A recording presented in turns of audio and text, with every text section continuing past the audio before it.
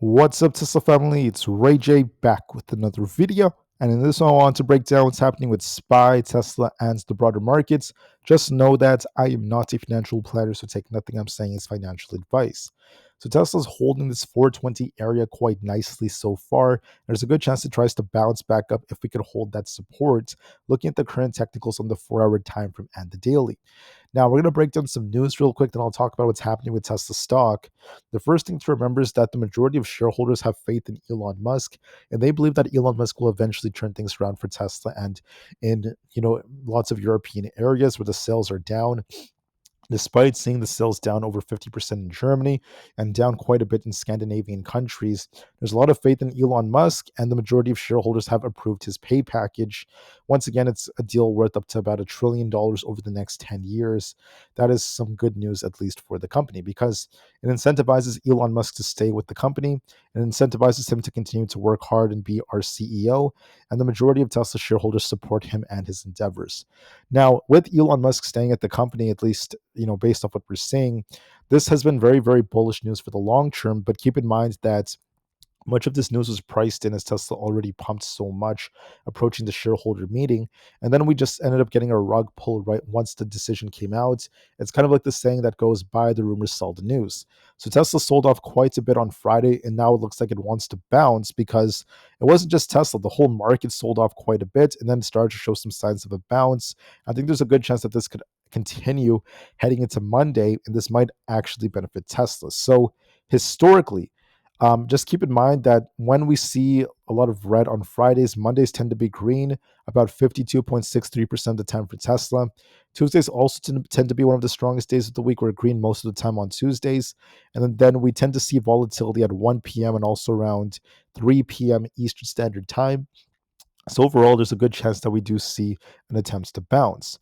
Now, the price-price ratio has been kind of like consolidating up here, which tells us that Tesla has lost some strength compared to before.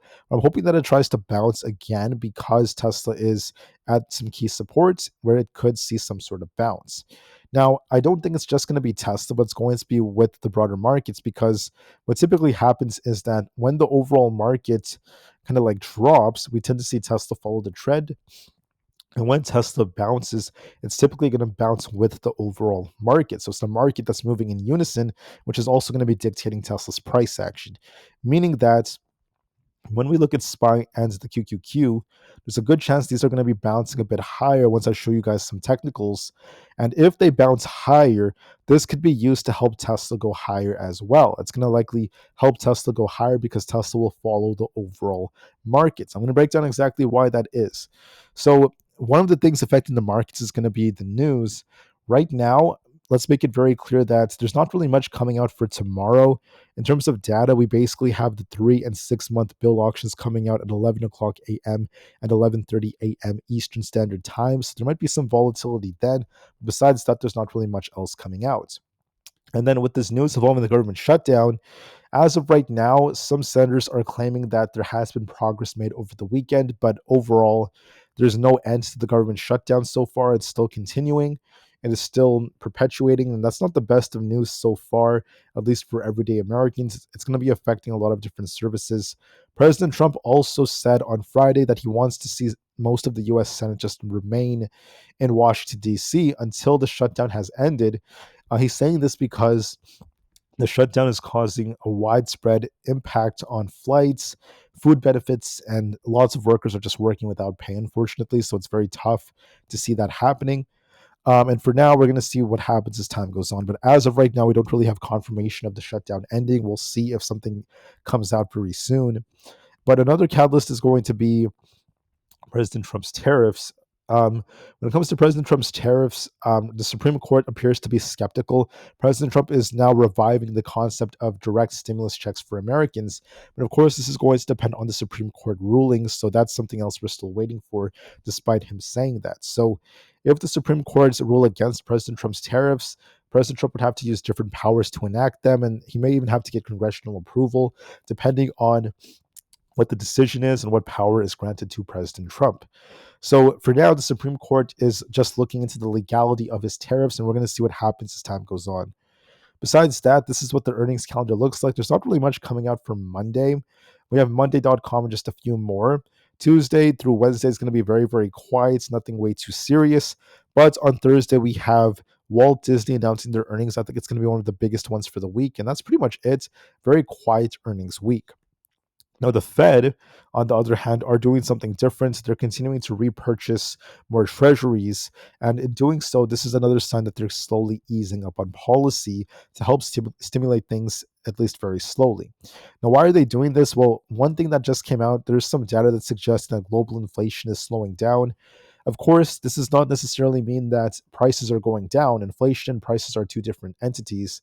But keep in mind that what the Fed is essentially looking for is they want to see the rate at which prices are going up slow down, meaning that instead of inflation being at 10%, 3%, anything like that, we want to see things slowly go up at a rate of only 2%. That's what the Fed is essentially looking for, which means that prices, they're not going to be coming down.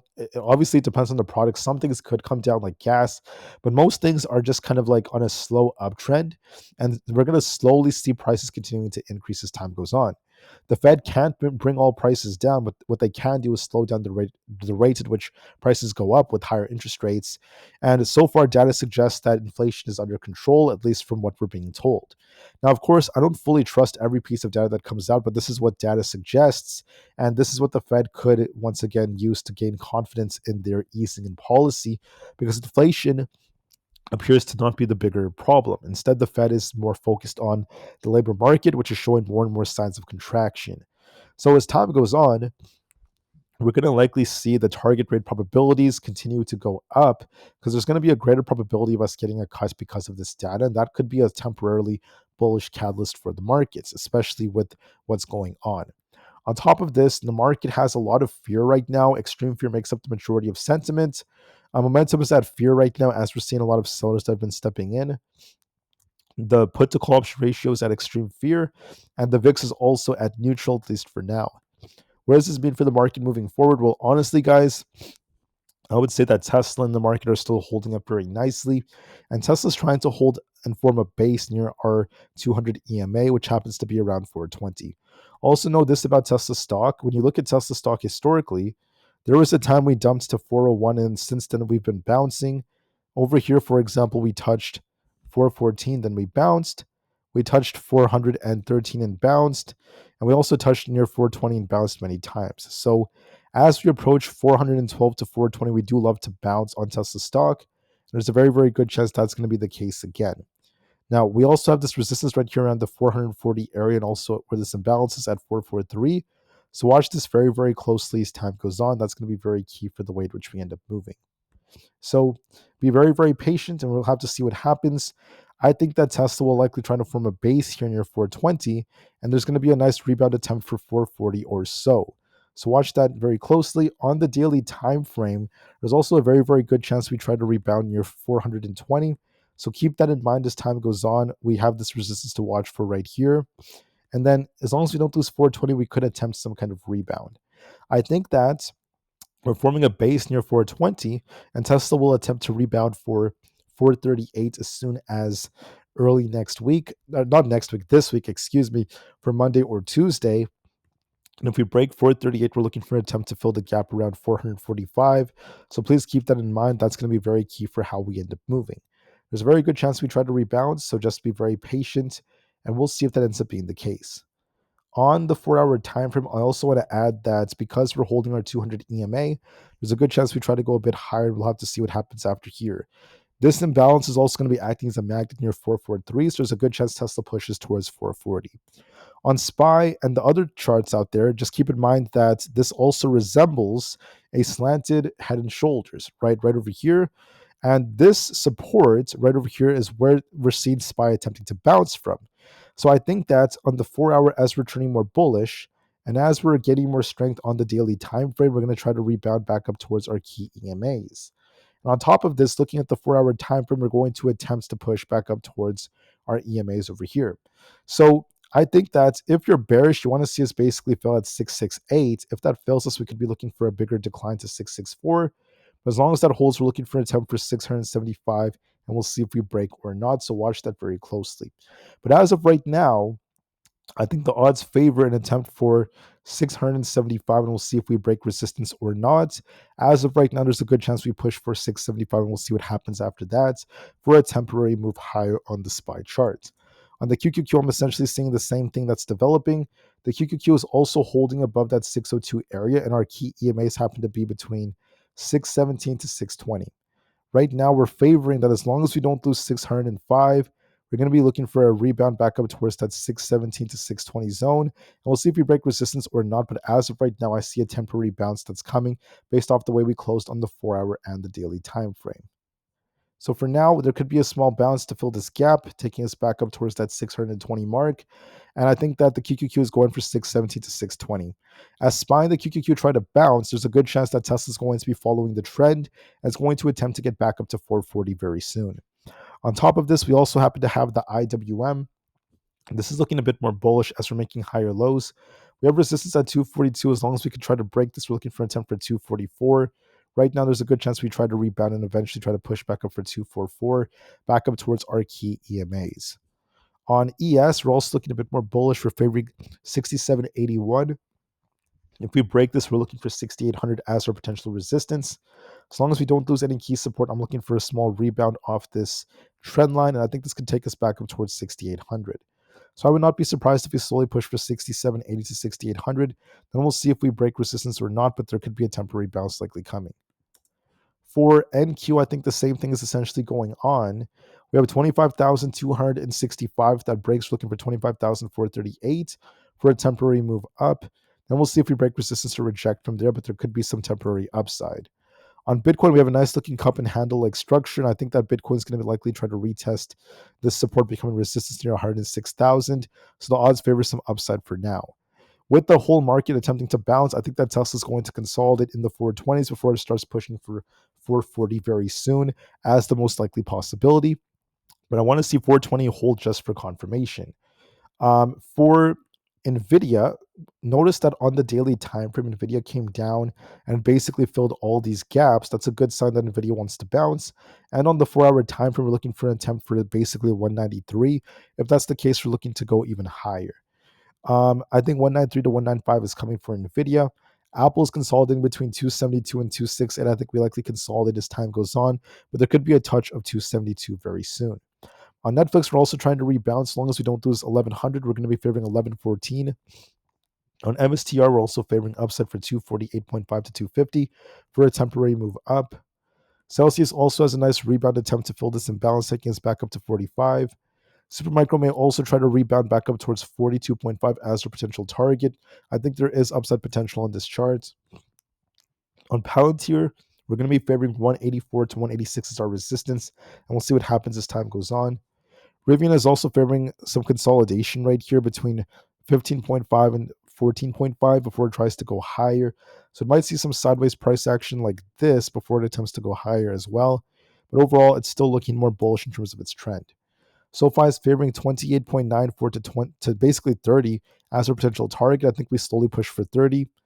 I think that AMD is due for a bounce, and we're going to likely retest this support right here. So 237 is going to be tested, and 244 most likely for a temporary bounce. ARM is going for 152 for a temporary move up, then 158. And then I think PayPal is going to be testing 67.11. Coinbase is going to be testing 312. If we break 312, we're looking for an attempt for 320. Amazon's going to be favoring essentially 250 as our targets, and then Meta is going to be favoring 635 for our upside. Google could go as high as 282.5, and then Microsoft could be looking for an attempt for 500, then basically 506 is our resistance. Oracle may also bounce for 244 for a temporary move up, so we'll just have to see what happens as time goes on. The VIX has been once again forming a nice uptrend, but notice that we're going to be coming down temporarily on the VIX to retest 18.9, and eventually this trend line down here, in my opinion, that could be a sign SPY and the QQQ go a little bit higher. And as the VIX comes down, we're going to see if it bounces off this or not. But overall, I do see it dipping towards the low 18s very soon. And that could be a sign that the market's going to be bouncing. So look for some temporary upside on SPY and the QQQ for 675 on SPY and then 617 on the QQQ. And as the market bounces alongside Nvda, I think that futures will follow the same trend, and Tesla may also attempt to bounce here to retest 440, if not go all the way up towards 445 very soon. I think that's the most likely possibility, but watch your levels just to be safe. Watch and see if Tesla holds some key support. And with that being said, I thank you all so much for listening. I'll be back tomorrow before market open for another update. Until then, I wish you all nothing but the best and peace out.